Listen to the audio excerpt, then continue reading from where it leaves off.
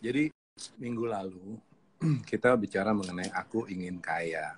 Yes. Nah, di dalam pertemuan itu, waktu itu saya bilang bahwa kepengen kaya itu nggak masalah. Buat Tuhan kekayaan juga bukan sesuatu yang dia alergi. Nggak. Kekayaan itu boleh aja, nggak masalah sama sekali, tapi perhatiin bahwa bagaimanapun di balik kekayaan itu ada tipuannya, dan tipuannya itu mematikan. Bahkan orang yang paling berhikmat sekelas Salomo aja ketipu. Segitu bahayanya itu tipuan dari kekayaan. Hari ini kita mau bicara bahwa sekalipun kekayaan itu boleh, tapi kita juga jangan mure. Istilah hari ini, mure. Jangan mure. Sekali-sekali kita mesti bilang, enggak, gitu. Enggak. Waktu kita jawab, enggak, itu keren tau. Daripada kita bilang, iya. Pakai ngiler-ngiler. Gue mau kaya. Iya, gue mau ngiler-ngiler. Perlu kita harus belajar untuk bilang, enggak. Bukan soal boleh, enggak boleh. Boleh. Tapi kita bilang, enggak. Itu keren banget ya. Karena apa? Karena pilihan yang diambil sama umat percaya nunjukin kualitasnya sebagai anak Allah. Gue ulang. Pilihan yang diambil umat percaya menunjukkan kualitasnya sebagai anak Allah. Kesempatan itu datang dan pergi. Kita selalu dapat kesempatan. Bentuknya ya kalau diibaratin seperti persimpangan jalan. Kita selalu ketemu persimpangan jalan seperti itu. Termasuk dalam hal kekayaan. Ada waktunya kita ditawarin atau punya kesempatan untuk dapat uang. Dan bukan jumlah sedikit. Bisa banyak. Sorry Bang, agak putus-putus Tapi, Bang. Agak nge-lag. Oke. Ya. Iya. Kita sering banget dihadapin dalam persimpangan jalan, dalam pilihan-pilihan. Iya. Nah, mungkin ada kesempatan kita bisa ditawarin kekayaan dalam jumlah yang nggak sedikit, jumlah yang banyak banget.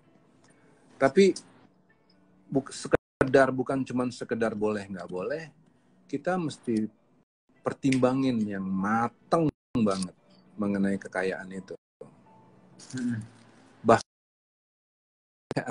Tapi enggak gitu ya. Sebelum kita lanjut, gue mau bicara dulu bahwa paling sedikit ada 3 tipe orang yang punya 3 jawaban berbeda terhadap kekayaan, tawaran kekayaan. Tipe pertama, dia bakalan bilang, gimme sekarang ya. Dia halalin segala cara, dia tubruk apa aja, dia hajar, nggak ada cerita, disikat gitu. Ini tipe perompak. Of course anak Tuhan nggak seperti ini ya, nggak seperti ini. Tapi ada tipe yang kedua yang begini, yang bisa nggak sih nggak usah terlalu rohani. Gue dari kecil udah susah. Masa sekarang gue punya kesempatan, gue tetap jawab enggak? Please deh. Boleh kali gue nikmatin sekali-sekali. Itu tipe yang kedua. Nah, kita mau belajar dari tipe yang ketiga. Anak Allah yang benar akan membuat pilihan-pilihan yang benar. Dia akan pertimbangin matang-matang mengenai kondisi hatinya. Gimana kalau dia ambil tawaran itu, kira-kira dia bakalan rusak atau enggak? Dia bakalan pertimbangin. Dia bakalan ketipu nggak seperti Salomo? Dia siap nggak untuk jadi orang kaya? Siap nggak sih? Kalau enggak, dia akan jawab enggak. Juga harus dipertimbangin. Jangan cari kayanya, tapi bangun hubungan. Nah, ini lebih penting. bangun hubungan sama sang pemilik kekayaan. Ini penting banget. Jadi bukan cuma sekedar kaya boleh atau nggak boleh kaya. No. Tapi bangun hubungan dengan sang pemilik kekayaan. Ini lebih berharga. Ini baru pilihan orang yang keren. Yes. Ya. Kita mau belajar dari satu orang perempuan cantik. Ini memang kebetulan ini cerita ini dari satu orang perempuan yang anak muda yang miskin tapi cantik. Cantik di dalam, cantik di luarnya, cantik banget yang satu ini. Esther. Yeah. Saya jelasin dulu sedikit latar belakangnya si Esther. Esther itu anak yatim piatu yang diangkat anak sama sepupunya sendiri. Pada saat itu Israel diserang sama Babel dan mereka ini dipindahin ke Babel. Jadi ini problemnya luar biasa berat. Gini, jadi anak angkat itu kayak apa ya rasanya? Nggak enak loh. Dulu ya, kalau saya pernah ingat ya, Pastor Wigan, dulu kan suka nginep di rumahnya saudara gitu kan. Iya. Waktu mau nginep, itu kayaknya seru banget. Nginep sini, wah enak. Ada mainan, begini seru. Nanti kita main-main terus gitu. Pasti kayaknya seru. Tapi begitu nginep, kita jadi upik abu di situ. Nggak ya yang dipegangin, yang disayangin kan anak-anaknya sendiri. Kita mah upik abu di situ. Nggak enak ya kan. Nah ini dia diangkat anak sama sepupu yang adalah imigran yang dibawa ke situ sebagai bagian dari jajahan. Jadi orang miskin, kelas kambing di dalam tatanan sosial, si Esther mungkin jadi kambing kudis di rumahnya.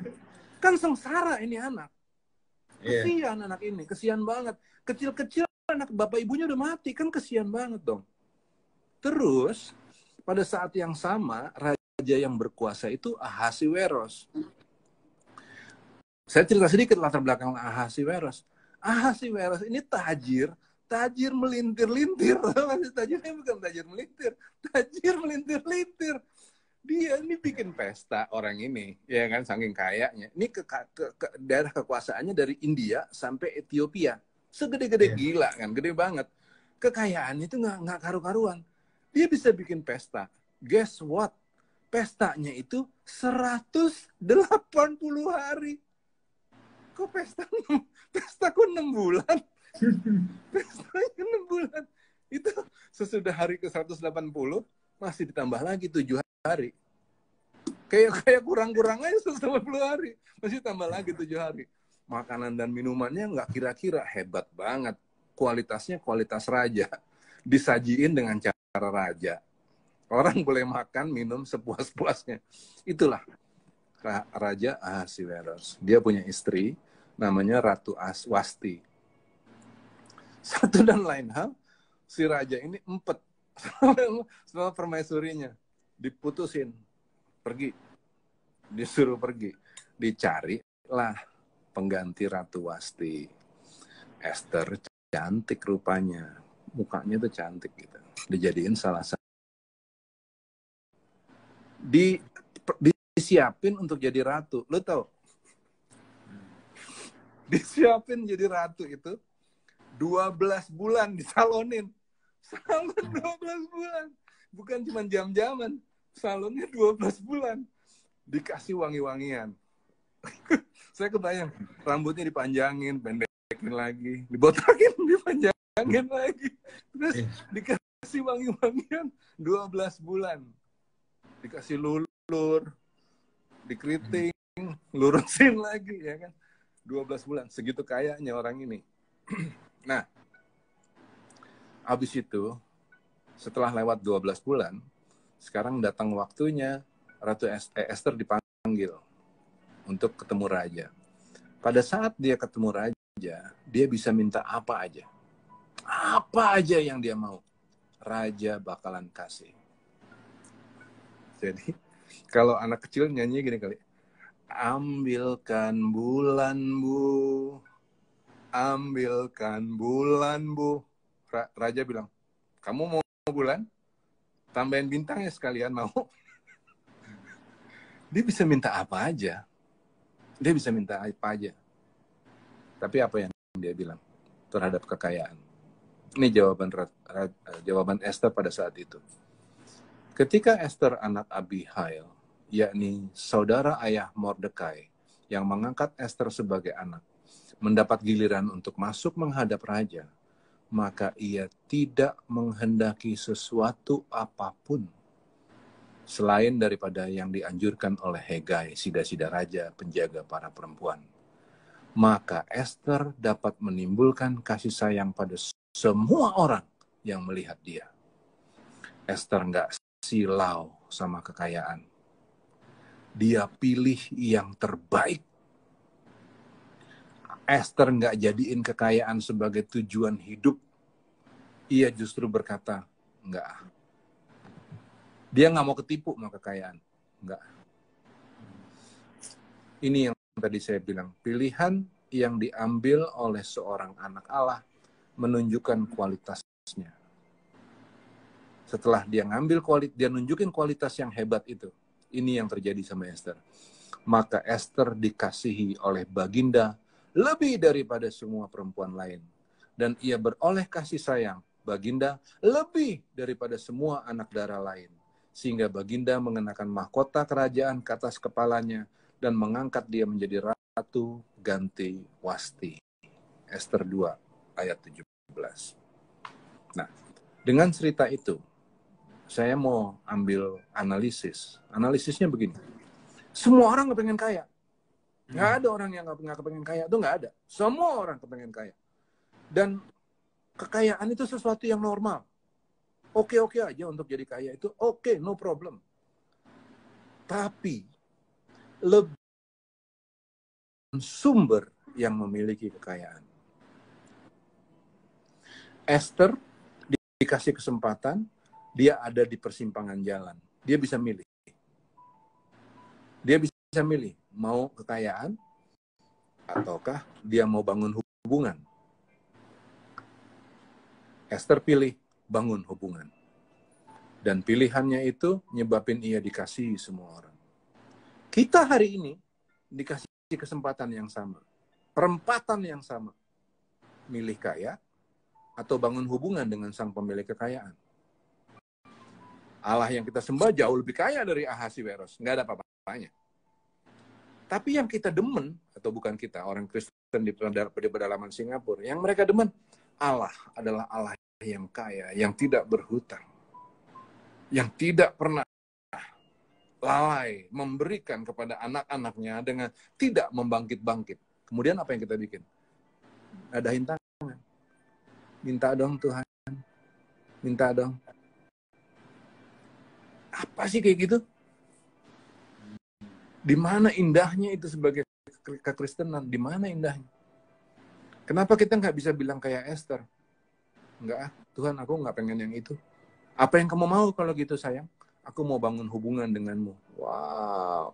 Kamu nggak ngintipin dompetku? Enggak. Aku mau menangin hatimu. Keren. Yang begini dong. Bukankah Esther? Kenapa kita nggak pilih yang sama? Oke, nah di sini saya mau kasih kesimpulan sedikit dulu, kesimpulan kecil. Semua orang pengen kaya, no problem untuk kaya. Tapi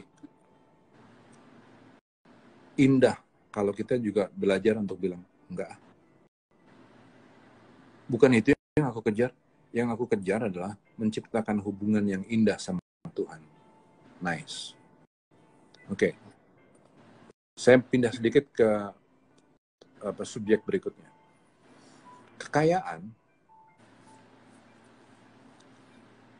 Gini.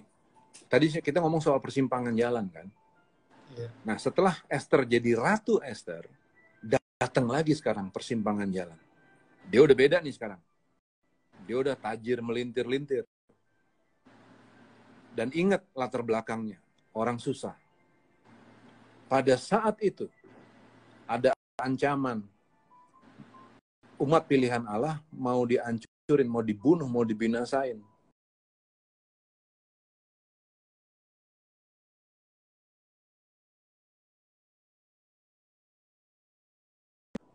Kalau orang datang tanpa diundang, hukumannya mati. Kan problem dong. Esther baru nikmatin kekayaannya. Boleh dong, normal dong kalau dia pengen nikmatin lebih banyak. Nggak masalah kan? Nggak ada masalah. Tapi Esther milih yang terbaik. Sekali lagi, dia milih dengan menggunakan mamon yang tidak jujur, dia milih untuk bangun persahabatan. Dia bangun persahabatan itu. Kemudian dia bilang gini, dia sempat takut, Esther sempat takut. Bukannya dia orang yang gagah berani, enggak, dia sempat takut. Tapi waktu dia sadar bahwa dia mesti bangun persahabatan, dia jawab gini, pergilah, kumpulkanlah semua orang Yahudi yang terdapat di Susan. Bayangin nggak sih, perempuan ratu cantik, lembut, takut dia punya masa lalu yang susah, dia kepengen nikmatin hidup, tapi dia nggak bikin itu. Dalam kecantikan, dalam kelembutannya, dia bilang gini, pergi, kumpulin semua orang Yahudi yang terdapat di Susan, dan puasa ya, puasa untuk aku ya, jangan makan ya, jangan minum 3 hari, siang, malam, jangan makan ya. Aku serta dayang-dayangku pun akan berpuasa demikian, dan kemudian aku akan masuk menghadap raja. Sungguh pun berlawanan. Ini kan minggu lalu kita singgung. Bangun persahabatan dengan menggunakan mamon yang tidak jujur. Sekarang dia kaya. Nggak banyak orang kayak gini hari ini. Hari ini orang begitu kaya, dia kepingin lebih kaya doang, kepingin lebih kaya lagi. Dia ngasih, buat Tuhan dia ngasih. Tapi receh-receh. Esther enggak. Dia kasih nyawanya buat Tuhan. Ini namanya membangun persahabatan. Boleh nggak dia nikmatin sebentar? Boleh, nggak apa-apa. Tapi pilihanmu, nunjukin kualitasmu. Kan sekarang udah nggak banyak nilai-nilai begini. Orang datang ke gereja yang diharapin adalah supaya Tuhan ngasih dia kekayaan. Bebas dari hutang piutang. Bikin KKR. KKR hutang, bebas hutang piutang. Apaan sih? Hutang piutang kan dibayar, bukan dibikinin KKR. Gimana? Kan kasihan orang-orang ini kan. Kok jadi begitu sih? Kok kita datang kepada Tuhan, kita ngintipin dompetnya. Bukan nyari hatinya, ngintipin dompetnya. Jangan kayak begitu. Perintah Tuhan udah jelas banget. Firman Tuhan bilang begini, peringatkanlah agar mereka itu berbuat baik. Ini diarahin kepada orang kaya. Peringatkanlah agar mereka itu berbuat baik. Menjadi baik, menjadi kaya dalam kebajikan. Suka memberi dan membagi. Dan dengan demikian mengumpulkan suatu harta sebagai dasar yang baik bagi dirinya di waktu yang akan datang untuk mencapai hidup yang sebenarnya. Gitu. Ada pertanyaan dulu nggak? Pertanyaan dulu deh. Mungkin sebelum pertanyaan, saya mau menambahkan, saya mau highlight yang menarik ya. Ya. Tadi kata Abang bilang, Esther itu bukannya tanpa resiko ya Bang ya? Iya. Bahwa itu ketika dia disuruh Mordekai, dia tuh juga punya resiko itu. Salah-salah dia bisa dibunuh kayak Ratu Wasti kan? Iya. Iya. Nah, yes. Orang nggak boleh datang kepada raja. Nanti di Esther di bagian awal-awal dikasih tahu bahwa orang nggak boleh. Bang, ini kalau yang menariknya nih Bang ya, di Esther 4 ayat 14 Bang, Mordekai itu bilang gini Bang sama Esther, kalau kamu sampai nggak mau pun, pertolongan akan datang dari pihak lain. Exactly. Wow. Itu kira. Berarti gini, Esther itu bukan hanya saja dihadapkan dengan pilihan nyawanya sendiri, tetapi dia diperhadapkan dengan tantangan untuk menggenapi visi Tuhan, menggenapi tujuan Tuhan, menggenapi rencana Tuhan. Dan bahwa itu kan sebenarnya dengan kata lain Mordekai pengen bilang gini sama Esther, kalau kamu nggak mau pun, kalau kamu nggak mau dipakai Tuhan, Tuhan bisa pakai yang lain loh. Ya. Yes. Atau dengan kata lain bisa begini juga, Pastor Wigan. Dia bisa begini. Kalau kamu nggak mau bangun persahabatan dengan Tuhan, orang lain bisa kok. Yes. Nah, kenapa orang lain? Kenapa nggak kita yang bangun persahabatan dengan Tuhan? Yes. Gitu kan? Yes. Memang kalau jadi Esther mungkin untuk secara daging itu, kalau buat Esther ya udahlah, gue udah nyaman, gue sudah bisa menikmati di istana kerajaan. Dia tuh diperhadapkan, dia mau menggenapi rencana Tuhan, dia mau dipakai menjadi alat Tuhan, atau dia mau kenikmatan hidupnya semata saja sudah. Orang-orang hari ini kan bilang begini, you live only once. Yes. Enjoy to the max. Yes. Enjoy it while you can. Yes. We enjoy it before it melts. Like an ice cream, man. It's like an ice cream. Life is like an ice cream. Enjoy it before it melts. Kan begitu. Nah, Tuhan bilang lewat Mordekai. Tuhan bilang, kalau kamu nggak mau bangun persahabatan, it's okay. It's okay. Kamu nggak mau pakai uangmu, kekayaanmu, posisimu, pengaruhmu untuk kepentingan Tuhan, it's okay. It's okay. No problem. Tapi Allah bisa bangun persahabatan itu lewat batu. Gimana sih? Masa kita jadi kalah sama batu padahal kita adalah ciptaan yang paling mulia? Gimana? Iya kan? Nah, jadi memang dapat kalimat-kalimat begitu, saya jadi gini, ketantang. Loh, kenapa mesti batu ya? Ini Tuhan, ini ada aku Tuhan. Ya juga ngomongnya kan gampang. Ngejalaninnya kan susah. Tapi kita share ini supaya semua yang dengerin juga sama, yuk. Biarlah jadi 54 orang kita ini jadi contoh buat dunia. Ada 54 orang yang kepengen bangun persahabatan sama Tuhan. Keren loh. Itu keren banget loh. Jadi semboyan dunia itu memang YOLO, you only live once. Jadi katanya nikmatilah hidup senikmat-nikmatnya. Bagi saya semboyan kita juga YOLO, Bang. Iya. Kita tuh juga YOLO, tapi inilah satu-satunya kesempatan kita untuk menyenangkan Tuhan di membangun persahabatan sama Yes, Tuhan. Inilah satu-satunya kesempatan kita untuk membangun persahabatan dengan Tuhan. Iya. Make a relationship. Yang kan ini kan kita ngomong soal hubungan, bukan cuma sekedar agama, tapi membangun hubungan sama Tuhan. Oke. Ini saya akan mulai membacakan pertanyaan, tapi ini pertanyaannya kok jadi kayak seminar jodoh ya, Bang ya? Siap. Oke, kita akan jawab dulu. Teman-teman yang mau nanya boleh meneruskan pertanyaannya. Kita masih sebenarnya tema besar kita memang judulnya enggak tapi kita masih bicara seputar kekayaan, menyambung yang minggu lalu. Tapi ini sudah ada pertanyaan yang masuk, agak melenceng sedikit, tapi nggak apa-apa, saya tetap akan bacakan. Gimana Bang, kalau ada pria yang bilang, emangnya salah kalau memilih wanita cantik dan kaya-kaya yang jadi tanpa tanya sama Tuhan, padahal ada wanita yang biasa aja dan yang miskin yang mencintai pria itu. Namun tanpa tanya Tuhan, dia mengabaikannya katanya. Pria itu menganggap yang cantik dan kaya itu pas untuknya. Waduh. Sebenarnya di situ kunci masalahnya adalah tanpa tanya Tuhan. Iya. Kalau dia milih, misalnya pun dia milih yang nggak terlalu cantik dan nggak terlalu kaya, misalnya pun, tapi tanpa tanya Tuhan, jadi keliru. Karena jadi keakuan. Yes. Ini kan jadi keakuan. Nah, bagaimana kita bisa berharga di mata Tuhan kalau kita egois? Tadi kita beberapa kali kita tegesin nih waktu kita ngobrol antara saya sama Pastor Wigan.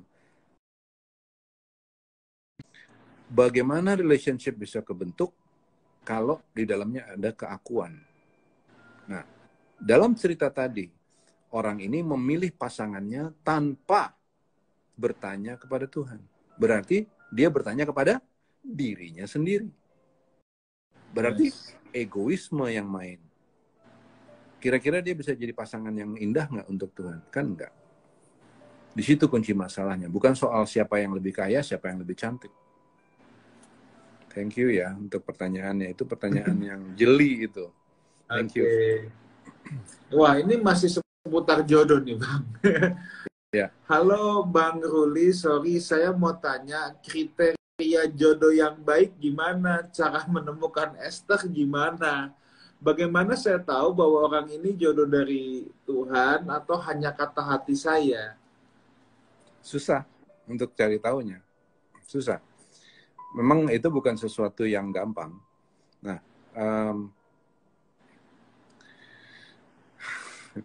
perlu untuk terus-terusan dengerin lagi yuk. Dengerin obrolan kita ke depan ya. Nanti abis ini kita bahas mengenai jodoh ya.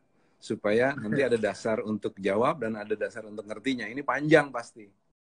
Iya. Dengerin terus iya. ya. Oke. Wah. Oke Bang, nah ini seru nih Bang. Tunggu bentar, saya cari dulu tadi mana tuh.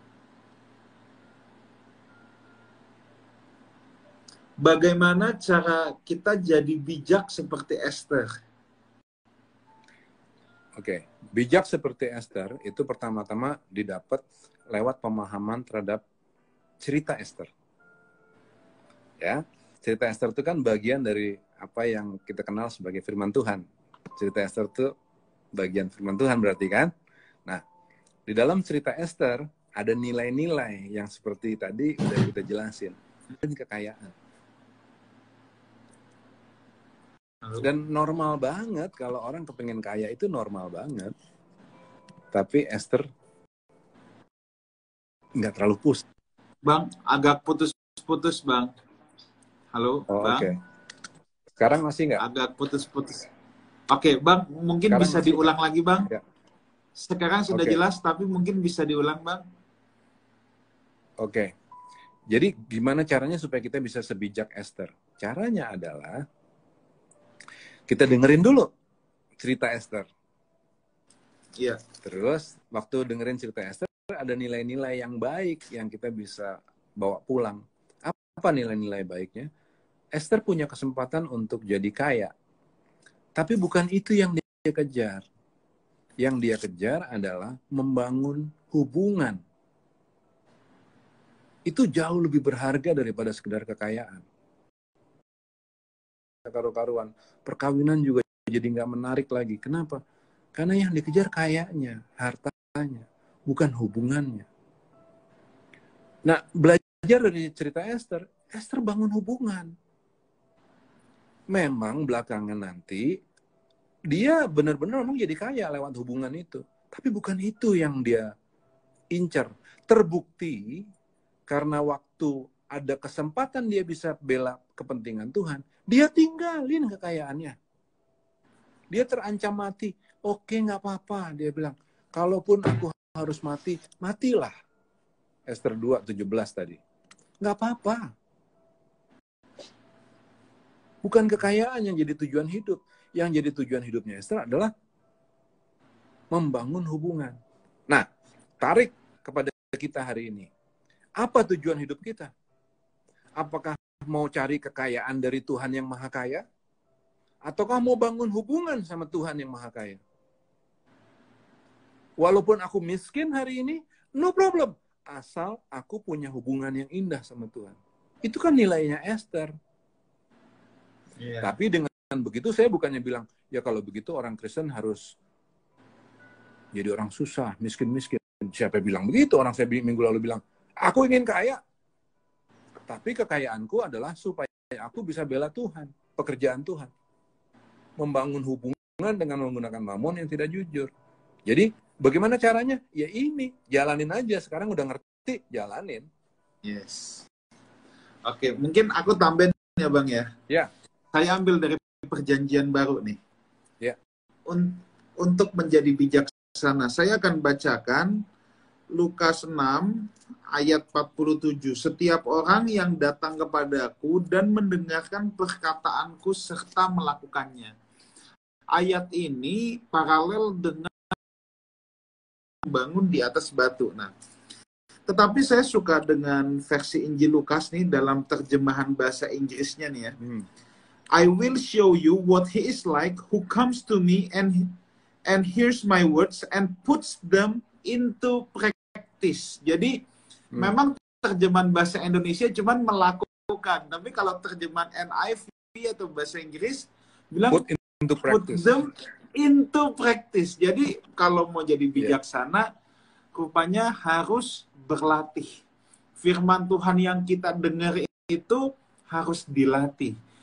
Apa sih tujuannya latihan? Supaya yang tidak cakap menjadi cakap. Itu kan tujuannya latihan. Jadi itu bukannya sekali, tetapi suatu hal yang diulang-ulang. Supaya apa? Dari tindakan satuan jadi kebiasaan. Dari kebiasaan jadi gaya hidup. Jadi terbiasa gaya hidup. Ingat, kekristenan itu gaya hidup, bukan hidup gaya. Ulang. Kekristenan adalah gaya hidup, bukan hidup gaya. Bukan? Hidup gaya. Itu. Wah. Bukan hidup gaya ya, tapi gaya hidup. Kalau mau jadi bijaksana, put them into practice. Saya terlalu banyak dengar orang yang habis dengar khotbah, Pastor, I'm touched. Saya sangat diberkati, I'm touched. But if you don't put it into practice, tidak akan ada perubahan. Jangan cuma puas dengar firman, I'm touched. Then what? You need to put them into practice, baru terbukti 3 bulan, 4 bulan, 5 bulan kemudian, are you changed? If you change, then you put it into practice then. Berarti saudara sudah melakukannya, udah put into practice. Kalau cuma I'm touched, saudara tidak bawa itu dalam practice, saudara tidak akan berubah. Iya. So, put it into practice, jadikan sebuah gaya hidup, bukan hidup gaya. Oke deh. Keren itu. Keren banget. Oke, next. Ya. Oke. Ini Bang, ditanya, cara lebih dekat bangun persahabatan yang lebih intim dengan Tuhan itu gimana ya Bang? Gitu. Cara apa? Membangun persahabatan yang lebih intim dengan Tuhan. Itu barusan dijelasin sama Pastor Wigan. Put it into practice. Yes. Dan bagaimanapun perlu waktu. Kita bicara intim itu bicara kedalaman. Kedalaman pasti butuh waktu. Kedua aja beda gitu loh. Ya. Jadi dan we have to put into practice. Kalau saudara kasih waktu yang spesial buat Tuhan, itu menunjukkan bahwa pasti ada keintiman yang lebih dalam. Oke, next. Bagaimana caranya kita bisa bertanggung jawab kepada Tuhan dengan materi yang sudah dipercayakan pada kita? Wow, thank you Ibu Vivi, ini pertanyaannya keren banget dan sangat relevan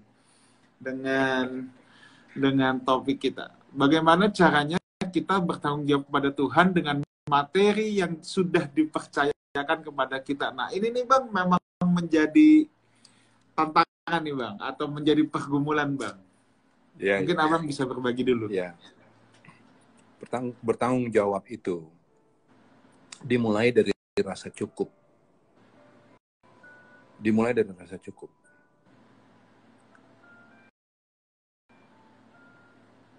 Paulus pernah bilang kepada anaknya Timotius, dia bilang, asal ada makanan dan ada pakaian cukup bagiku. Dah. Tuhan tuh bisa kasih kepada kita materi. Terbukti bahwa Allah juga memberkati Israel dengan materi yang luar biasa. Jauh lebih banyak daripada yang diterima oleh bangsa-bangsa Kanaan. Tapi ada maksud, pemberian materi itu selalu ada maksudnya.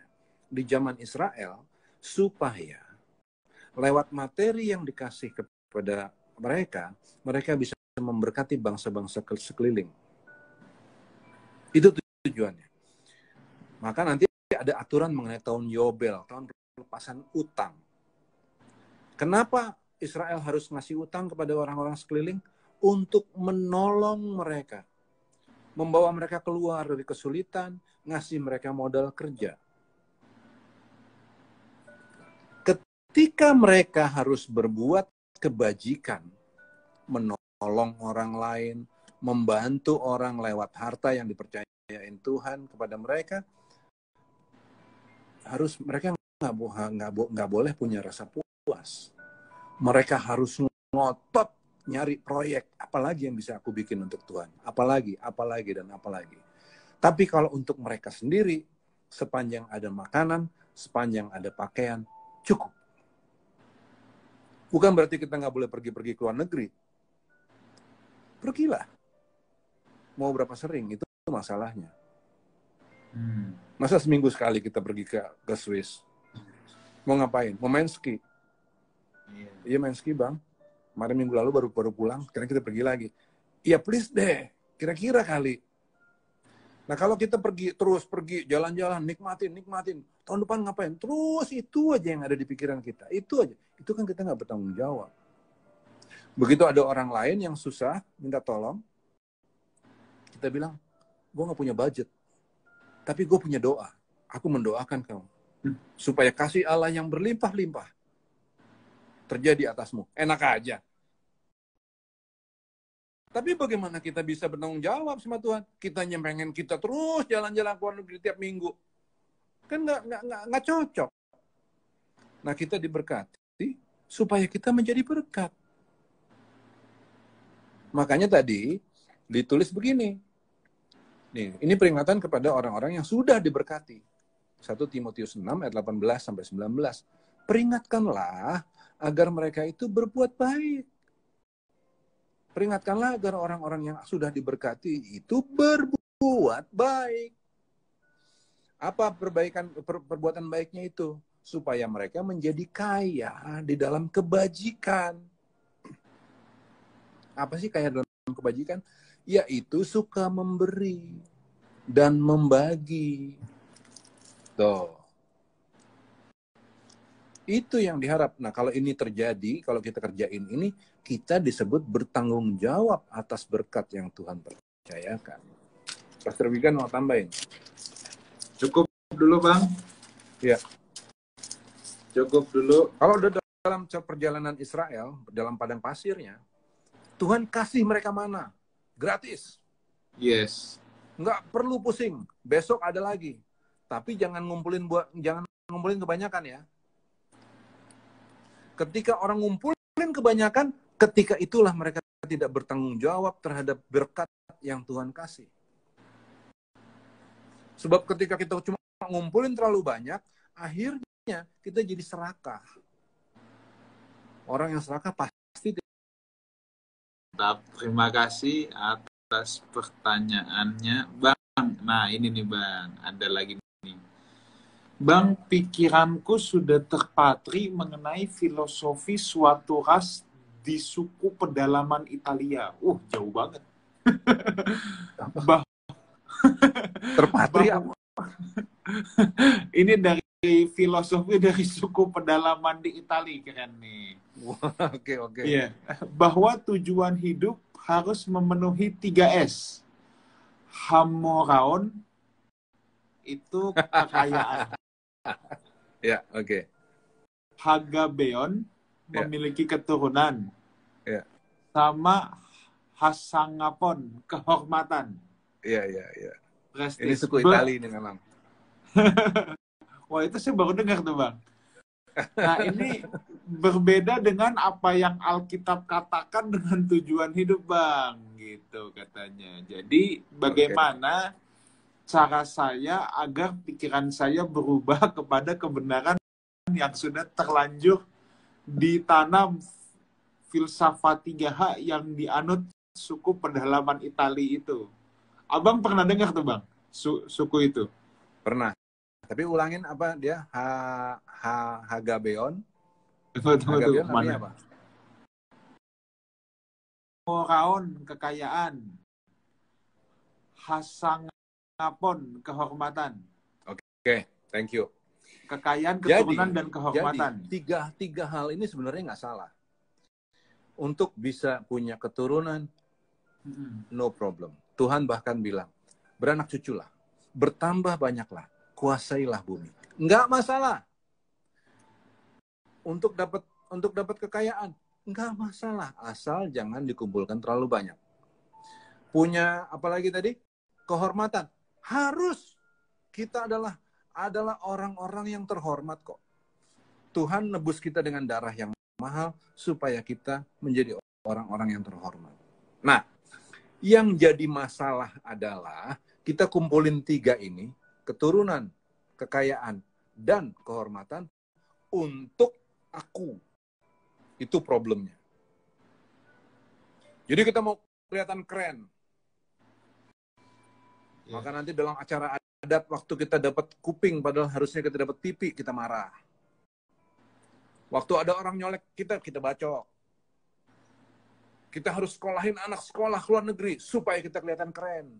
Kita harus punya keturunan supaya kita kelihatan keren. Kita harus jadi orang kaya supaya kita bisa menartor. Tartornya harus begitu.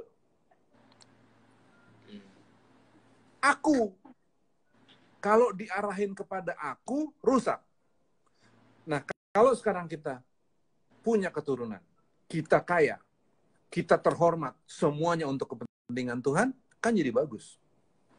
Nah, jadi bagaimana caranya untuk kepentingan Tuhan? Mau tahu lebih jauh lagi? Ya ikutin terus acara kita ini. Nanti kita ngomongin terus. Nggak mungkin satu kali. Ini baru teaserin doang. Sedap. Oke. Jadi minggu depan kita beralih ke tentang apa nih Bang? Jodoh Bang, jodoh.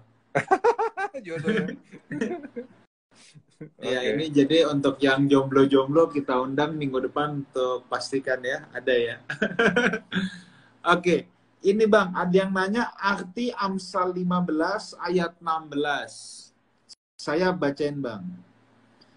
Lebih baik sedikit barang dengan disertai takut akan Tuhan daripada banyak harta dengan disertai kecemasan. Iya kan? Emang benar kan? Menurut saya nggak ada self-explanatory kan? Iya. Jadi ini kan ditulis ini Amsal kan? Iya. Persoalannya bukan pada banyak dikit hartanya ya Bang ya? Iya.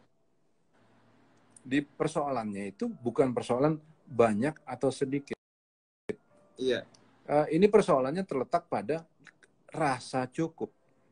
Iya. Kalau kita nggak punya rasa cukup, waduh,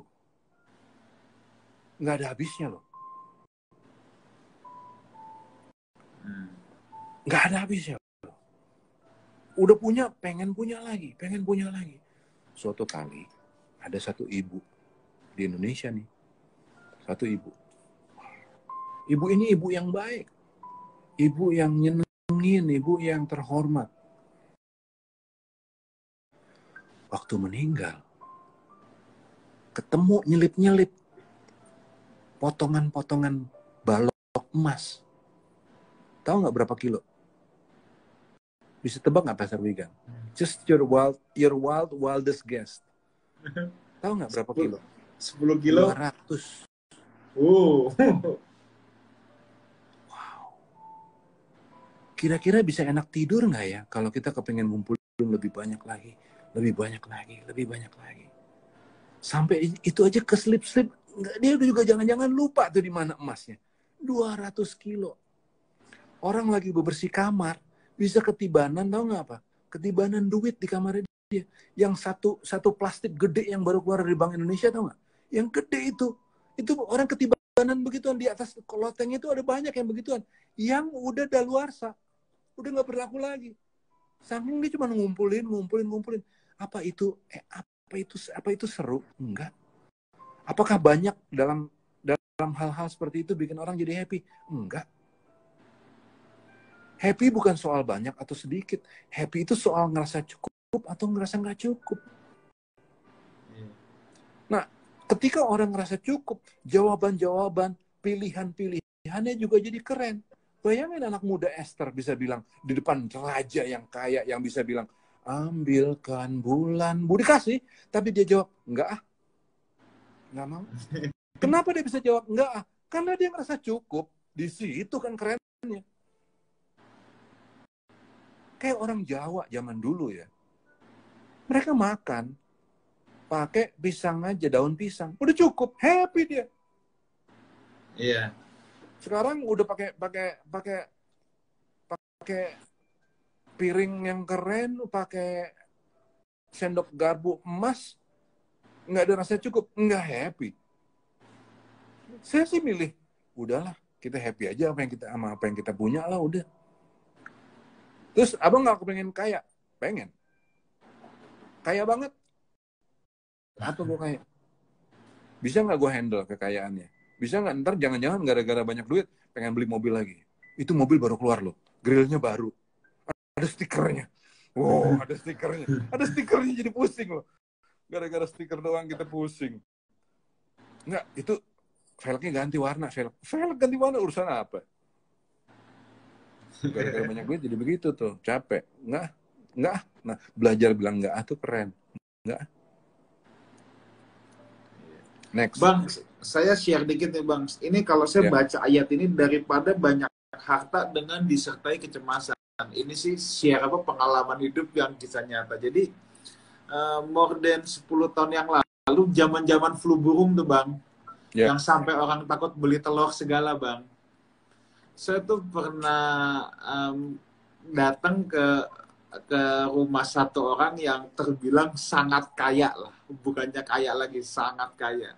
Tapi saya ingat banget zaman-zaman flu burung itu ya. Dia tuh cemas banget hidupnya. Dikit-dikit pegangin lehernya, terus dia timbang ini Bang, suhu panas badan. Jadi setiap jam hitung denyut nadi sama tensi darah, tensi badan, sama hitung denyut nadi. Sampai saya bilang, ini orang hidup kayak gini enak ya Bang ya. Aduh kan. Jadi kan gini, kan saya kenal ada orang-orang yang zaman dulunya hidup biasa-biasa aja. Iya. Happy, nggak ada masalah, happy. Ada duit kita ngopi, nggak ada duit kita ngopi juga, ya kan, santai aja gitu ya kan, nggak ada masalah sama sekali.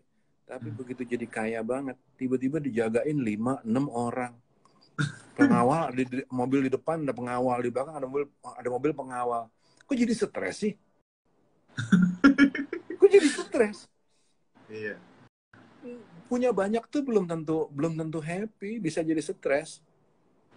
Iya. Nah, ibu itu tadi gimana mikirin 200 kilo emas yang jagain 200 kilo emasnya bukan jadi stres itu. Kan stres kan? Enggak juga. Punya barang banyak itu bukan berarti happy. Stres iya. Nyari storage-nya susah.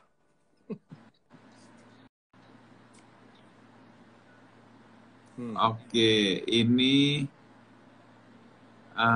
oke.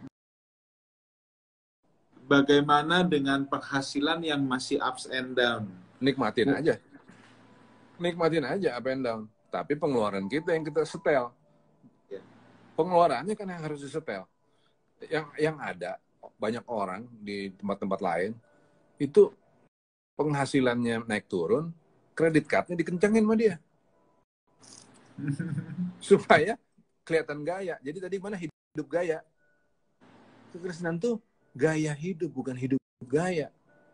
Kebanyakan orang ngejarnya hidup gaya. Penghasilan naik turun, kredit cardnya digas habis sama dia. Iya. Atur lah, diatur, bisa lah. Oke Bang. Realitanya manusia sedang mengabdi kepada dua Tuhan. Ya. Untuk peralihan ke satu Tuhan itu tidak semudah mengucapkannya. Pertanyaannya, bagaimana caranya fokus kepada satu Tuhan kalau sibuk dengan Tuhan Mamon? Ya difokusin.